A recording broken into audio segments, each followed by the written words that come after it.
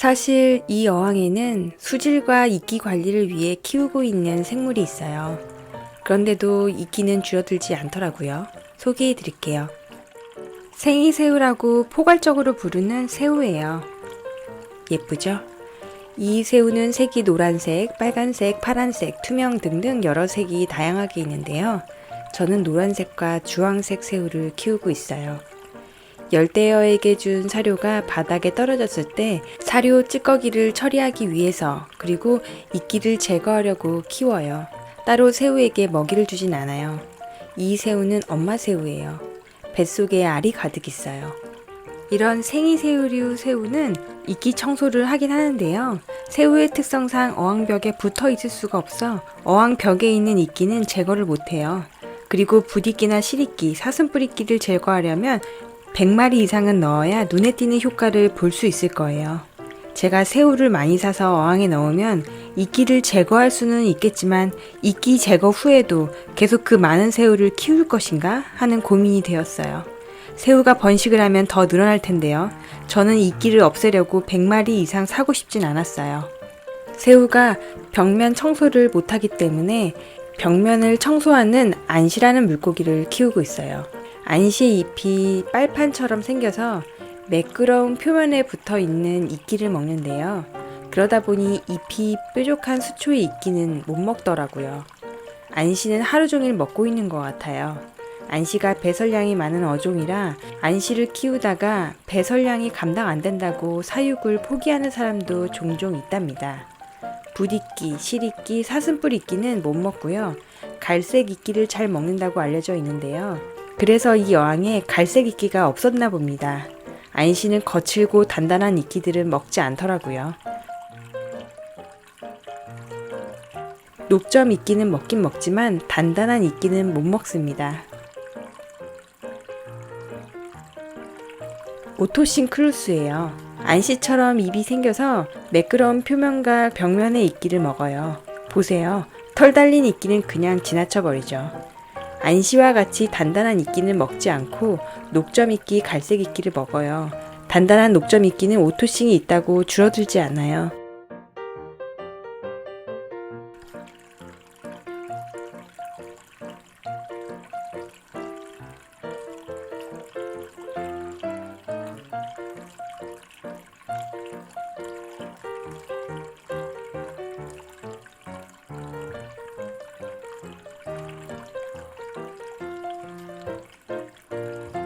잎이 뾰족한 수초나 모스에는 이끼는 지나쳐버립니다. 이 오토싱은 리오네그로 오토싱이에요. 오토싱 클루스는 수조 내에서 번식이 어려운데요. 리오네그로 오토싱은 번식이 가능하다고 해서 데려왔어요. 생김새는 오토싱 클루스가 더 귀여운 것 같아요. 새우와 안시 그리고 오토싱으로는 단단한 이끼와 뾰족한 수초의 잎 사이에 있는 이끼 제거가 힘들어서 나중에는 야마토 새우를 데려왔어요. 야마토 새우는 이렇게 투명하고 성체가 되면 4-5cm 정도가 됩니다. 그리고 담수에는 번식이 안 되고 소금물에서 번식이 됩니다. 그래서 이 수조에는 번식이 안 돼요. 8마리를 데려왔어요. 생이새우보다는 이끼 제거 능력이 뛰어난데요. 번식이 안 되는 것이 아쉬워요. 이 생물이 있었는데도 이끼는 줄어들지 않았어요. 본격적으로 이끼 제거에 집중합니다. 이 어항의 이끼를 줄이는 순서를 먼저 말씀드릴게요. 어항에 있던 배설량이 많은 몰리와 플래티를 다른 어항으로 보냈어요. 몰리와 플래티를 뜰채로 잡다가 놓친 3마리를 제외하고 12마리를 다른 어항으로 보냈어요. 물고기 수가 줄어 배변량이 줄 텐데요. 거기에 사료의 양도 줄여서 물속의 영양분을 줄여줍니다. 그리고 어항 청소를 해줍니다. 닦아서 없앨 수 있는 갈색 이끼나 녹점 이끼를 스펀지로 닦아요. 그리고 환수해 주어요. 환수할 때 시든 잎이나 물고기 배설물 등을 꼼꼼히 청소해 주어요. 어항의 조명을 5일 정도 꺼놓아요. 물론 이 어항은 거실에 있어서 간접적으로 햇빛과 형광등의 빛을 받게 됩니다. 조명을 며칠 동안 꺼놓는 이유는요. 빛이 없으면 이끼 또한 번식을 멈춥니다. 조명을 꺼놓는 동안 환수를 하거나 이끼를 먹는 생물을 넣어 이끼를 먹도록 합니다. 조명을 꺼놓는 동안 이끼의 수를 최대한 줄이는 거예요. 장기적으로 이끼를 관리하기 위해 이끼 먹는 생물을 투입해요. 5일 동안 조명을 꺼놨다가 5일 후에 조명을 예전처럼 6시간에서 8시간 켜놓아요. 제가 키우는 수초가 빛을 많이 안 봐도 되는 수초라 6시간에서 8시간 켜놓는데요.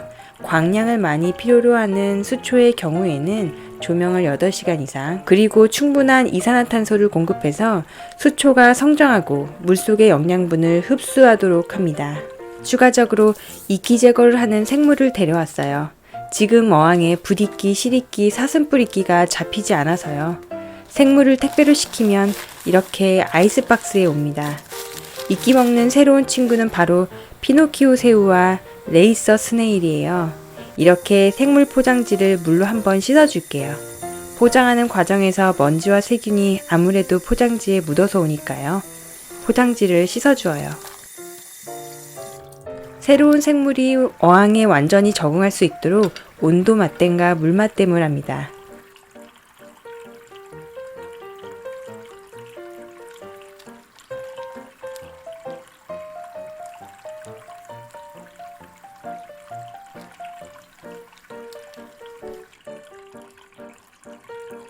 기존에 살고 있는 물고기들이 호기심 있게 다가옵니다.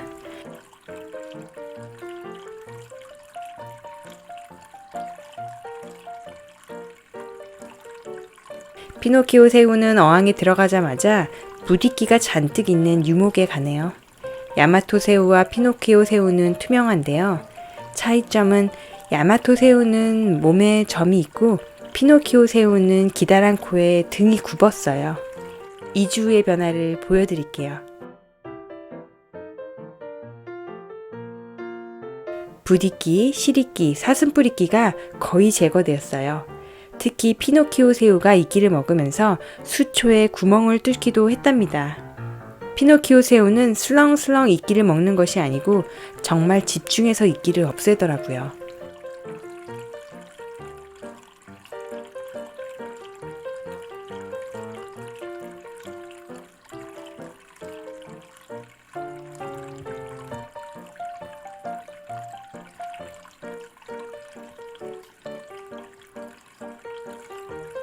레이서 스네일은 패각이 예뻐 관상하기 참 좋았는데요. 매끄러운 표면에 있는 모든 이끼를 잘 제거했습니다. 큰 단점은 이 달팽이는 입의 구조 때문에 매끄러운 표면에만 기어다니는 거예요. 달팽이가 기어다니기 불편한 수초의 이끼는 건들질 않아요.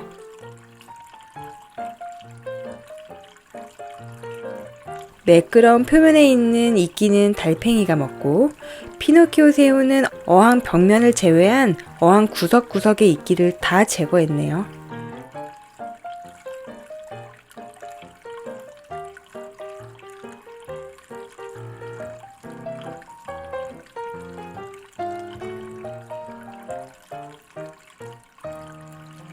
안시와 피노키오 새우를 함께 보세요.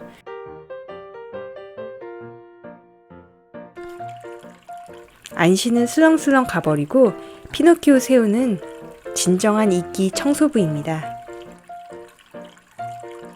2주 동안 물속의 영양분을 줄인다고 환수를 자주 했더니 오토싱이 죽어갔어요. 오토싱은 순하고 행동이 귀여워 많은 분들이 키우시는데요. 이렇게 이끼를 잡는다고 환수를 자주 해버리면 오토싱은 견디지 못하고 죽어버려요. 여러분도 참고하세요. 이 정도 이끼를 줄였으면 앞으로 이끼를 잡는다고 계속 환수를 자주 할 필요는 없어요. 이쯤에서 이끼를 줄이는 과정을 멈추어도 괜찮아요. 저는 이 어항에 식물성 먹이를 먹는 안시와 오토싱을 키우기 때문에 5일에 한 번 정도는 애호박이나 시금치를 급여했어요.